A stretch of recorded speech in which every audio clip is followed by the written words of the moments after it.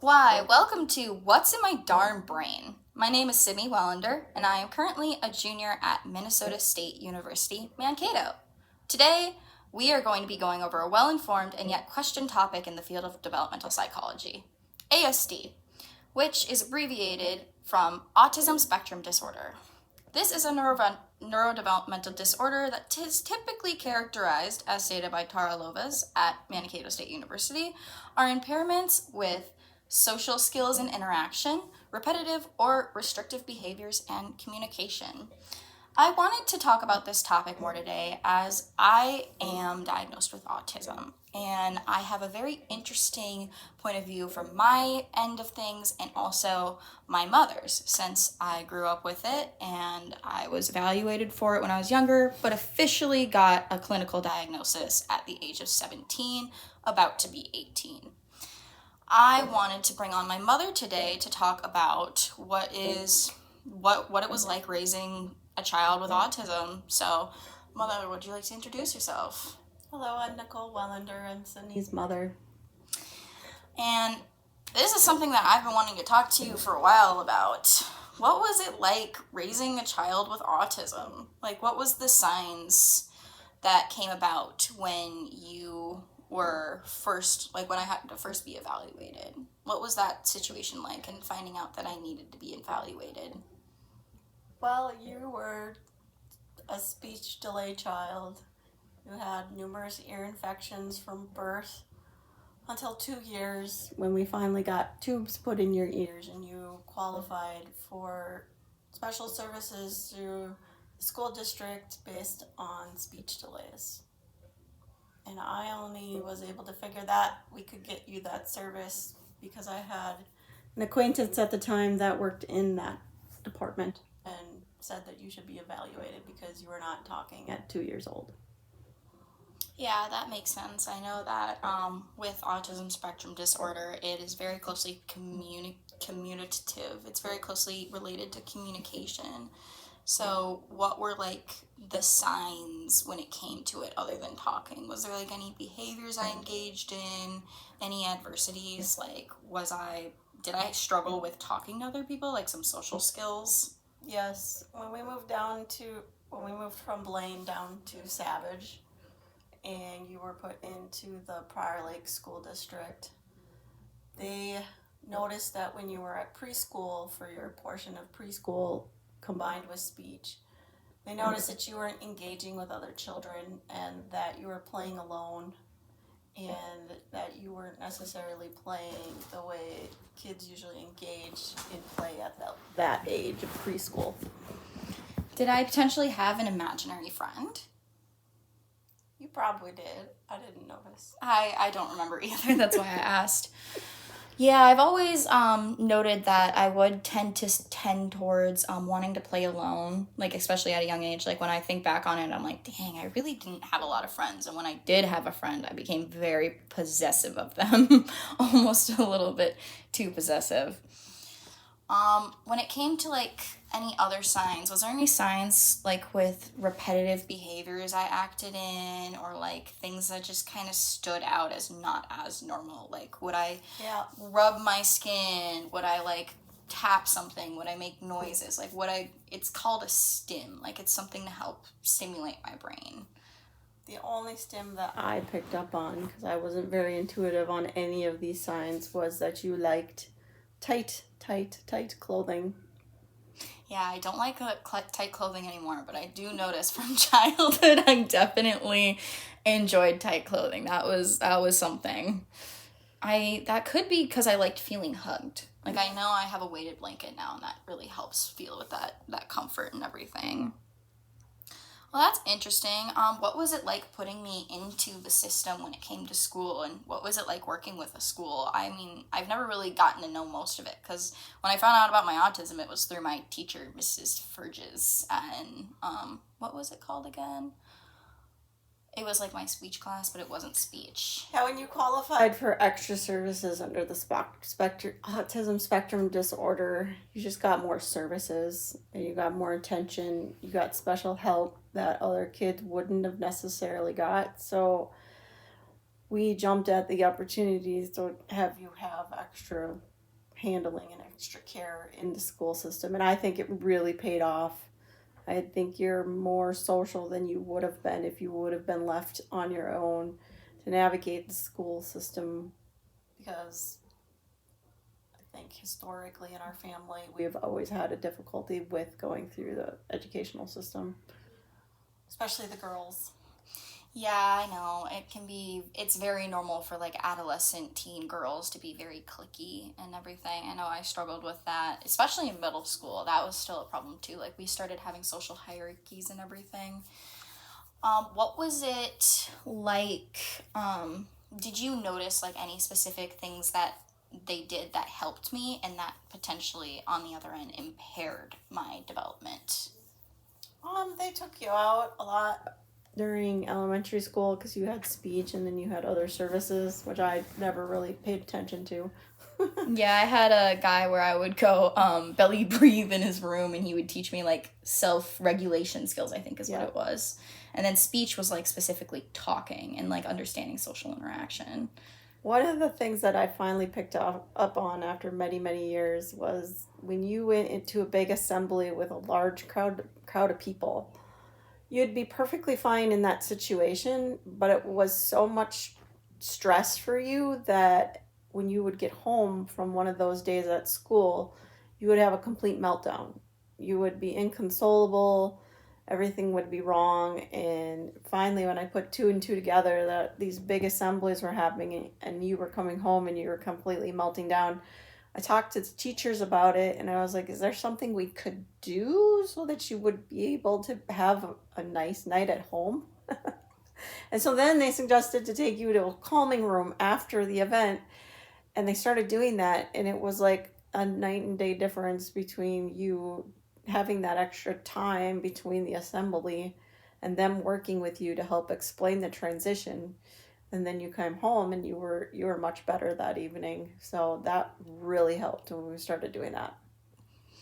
Yeah, I do remember some of my meltdowns. Like, I still have a vivid memory of when we were at an auditorium at a college. I think this was the same day that Paris, which is my sister, got hit by a door handle.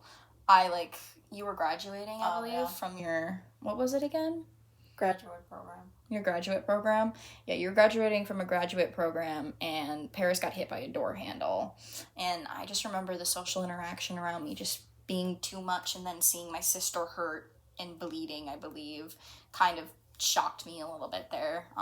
Do you remember anything about having to console me later that night? I know I tend to phase a little out of reality sometimes. Well, that was a pretty big day, so I think we had people over even that night, so I think that probably helped. Yeah, Grandma was there. Well, and I think Mark and Melanie came over, family, friends, and you pretty much love them, so. Oh, I love and adore I don't think we had a difficult time that evening, but most of the time, any assembly at school, you would come home, and if you didn't have that window between calming down from that assembly at the school, it seemed like you would not do well in the evening time. Yeah, I would say when I hit high school, I no longer had special education services. I believe, I know. Did you know that it was called an IEP, an individualized educational Yes, I program? knew it was all that. I just chose not to tell you that you were on one. We didn't want you to feel the pressure of having a label on you. I mean, you knew you were different. Yeah, you said you were different because you were going to the special class. But I never pointed really it out sat you down times. And explained anything to you because we felt very strongly that we didn't want you to label yourself, and the teachers understood that, especially in the elementary school. So yeah. Specifically when I headed into middle school, I know a lot of questions when it comes to autism and diagnoses and how it goes is that like that transition to a next school, like a higher level education, because in elementary school you're very coddled, you're very taken care of, and while in middle school you're still taken care of, they start giving you more freedom. So did you notice any changes in me, like for the worse or the better? Well, I think the first part of your middle school was harder than your last few years, but yeah, I remember getting good grades in the first half. Any transition from any school is difficult, I think, for any student, but yours was just exceptionally hard because you had a group of friends that you fell out with Ugh. during that year. Yes, the teen adolescent girl drama. But I think when the teachers saw you in middle school, your 6th grade year, they saw that you were actually very independent. You were doing the things that they asked you to do. You learned how to do the social cute things they had taught you to do. And Yeah, they I would actually say recommended that you didn't need to be in the special education program anymore, and you wouldn't really need to have an IEP anymore. So we decided to withdraw you and see how you did your 7th grade year, and then you also got to be in choir, which was good because you love to sing. Yes, I did. And then it went well, and you were very independent, and then 9th grade came, and then freshman year came, and you were doing very well. And then COVID hit, and things were just bad for everyone. Yeah, I would say, like, definitely paying attention to the impact of the pandemic. Like, that, like, completely set me back socially by quite a few years because I lost, like, contact physically with people for a hot minute when it came to that. Lost a lot of social skills. I know for sure, I would say that off of noticing in myself that I definitely identified more with struggles with understanding social cues and everything. Like, you don't know it, but I had so much online Instagram drama, like with the social platforms and everything around that time period. And then my grades were slipping bad because it really sucked not being in a classroom setting.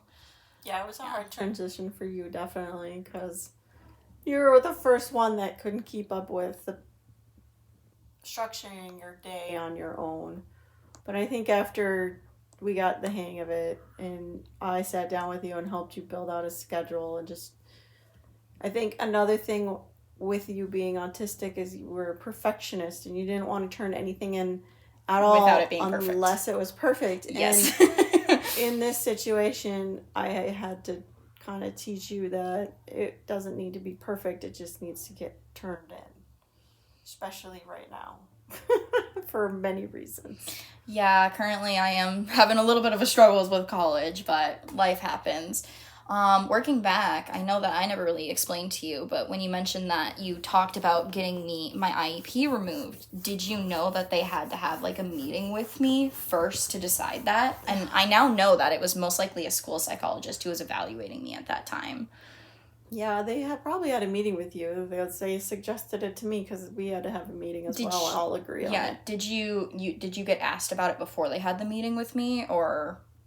Because I know parental consent's a very huge thing in like the ethical code and everything. No, I think they just could tell that you were independent enough to manage at least the rest of middle school on your own. They did tell us that if we needed to put you back in, that we could put you back in when you went to high school, because I think that was a big transition. I really wish, I think it was called a GED. There was something where I could have applied to have special extra time in classes, but not have to have an IEP and attend seminar. That was the name I was looking for earlier. Because I remember, I do honestly agree with the label thing a bit. I do think it was better to hold it back from me because I do have a tendency to label things. I think that's kind of a thing that comes with my autism and like how I structure socially. Like, I learned social skills by learning tropes, you know, like cliques, the jocks, the cheerleaders, like things like that. And so I kind of have to put everything in a little box sometimes. And I've noticed that, like, I tend to label things a lot, and I still kind of struggle with social skills to this day, which is why all of my friends also have some form of autism or ADHD or anything like that. Yeah, I would definitely say that that was a very interesting time period, but working our way back to the IEP removal, I do vividly remember that experience. They sat me down in a room, and they asked me about certain questions that were like very personal, like at home questions, how things were going at home. There's a lot of at home questions. Like low key, I was like, are they evaluating my safety at home right now? But there was also a lot of like schoolwork, how I'm balancing things, and like it. But it wasn't like asking me directly. Like it was a very like, I don't really know how to explain it, but it was a very integrative experience. Like when it came to it, like I had to learn a lot as I went through that. Yeah, and working up to high school, what did you notice, or like how did it feel for you when I eventually approached you about wanting an official clinical autism diagnosis? And this was also when I believe I said that I had ADHD. And since this podcast is all about autism today, we can do another one at some point about ADHD. But today we're focusing on the autism side of things. Yeah, well, by the time we got to that point, you were pretty much you were done and graduated, right? I was about to be graduated. I was about to turn 18. I was literally about to turn 18 in 17 days. You were going to graduate, I guess, and then you finally just said, I want a clinical diagnosis. I want to see if I really have it, because, when you do the educational process, it's not, or you get put into the school system for special ed, it's not always a clinical diagnosis, even though I think they did a good job and they looked out for your best interest.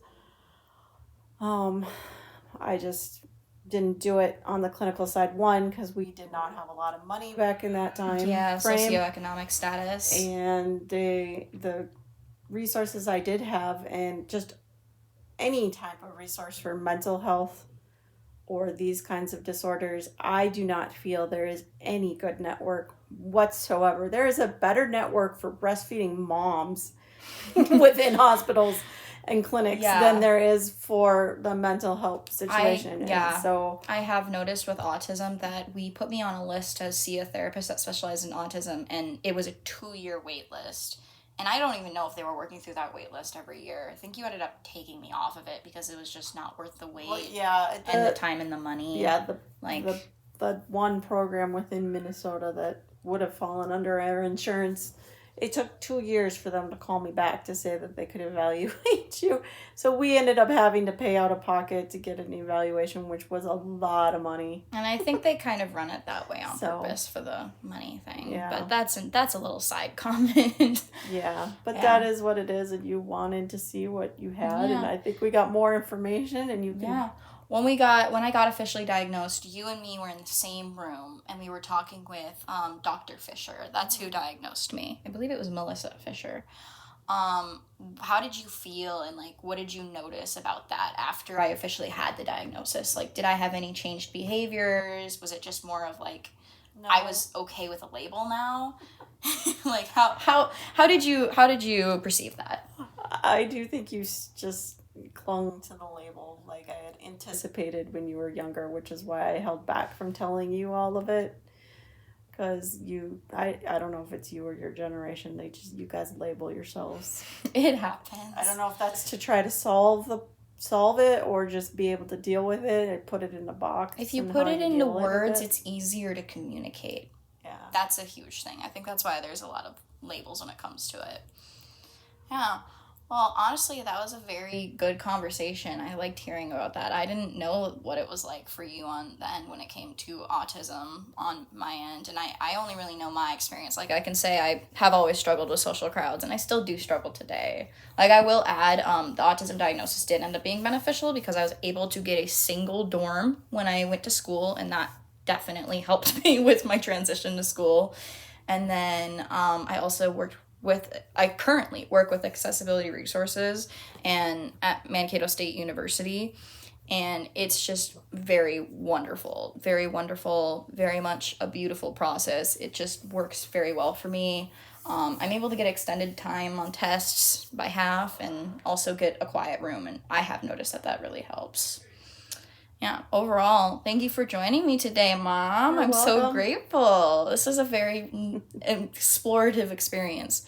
As we finish up this here on What's in My Darn Brain, do you have any other comments, anything you want to say about it? No, not really. I feel like you shared it all. Yeah, no worries. And for What's on My Darn Brain, I hope you guys learned something today, because I definitely learned something today when it came to my mother's experience working with the autism diagnosis system and noticing and confirming a child has autism. And if you notice any of these signs in your child, maybe potentially go get them evaluated, because even when putting them in a labeled box, honestly, it can really help with some ends, because sometimes we need special help. I know that special needs, I definitely needed my individual education program when I was younger. But yeah, Mom, thank you for coming on. I guess I do have one thing. I do think different children have different experiences through the school system. I think because you were a girl, you got treated maybe better, and maybe because you didn't push back. Yeah. And you were more flexible with your personality, whereas the boys are a little more rigid, and they were probably not as treated as well. I would definitely say that fits into some of the stereotypes and some of the, like, known tropes. I don't really remember the word at the moment when it comes to gender. I do think it does definitely change on the gender experience. I am a girl with autism, so that is likely, and it does show up differently, as we know during my diagnosis. But. And maybe if we would have known you had ADHD, that would have helped as well, but we didn't. Yeah. Because we didn't have you diagnosed clinically for it. Yeah, that's okay. And ADHD shows up differently. But that's a topic for another day. Mm-hmm. Thank you for coming to What's on My Darn Brain. Come back next week to hear about some of my ADHD experience. I'm going to drag my mom back on the show. Have a lovely rest of your day. Signing off.